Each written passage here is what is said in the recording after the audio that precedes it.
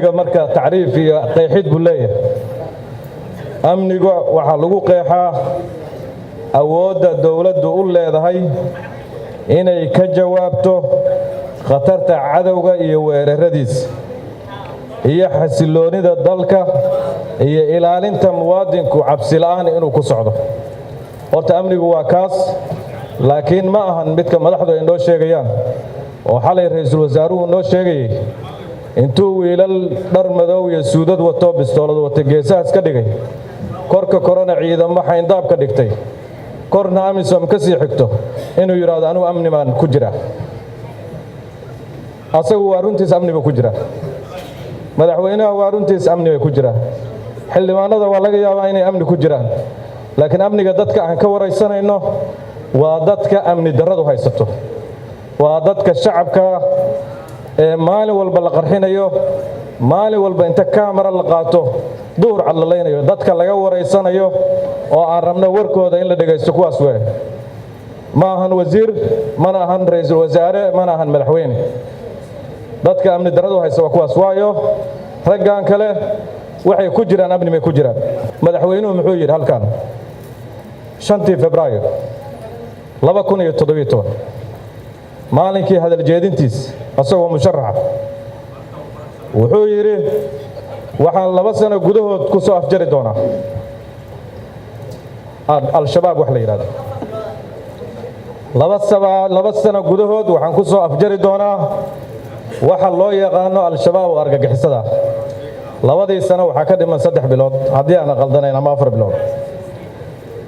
in marka xildhibaanadu ay u soo jeestaan hadii dhiiga dadka waxa lagu tilmaamaa 1400 balaas qof inay dhimatay sanadii barkii la soo dhaafay statistikada amniga cidii og 1400 oo qof ninkay kala qaalisan tahay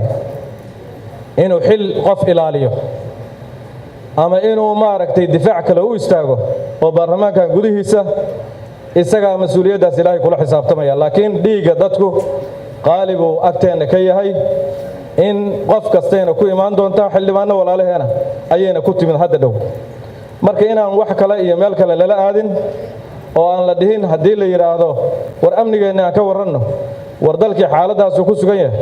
inaan meel kale lala aadin waa rajaynaya mudana gudoomiye ka xubin ahaan gudiga difaaca xogta aan hayno ciidamada dalka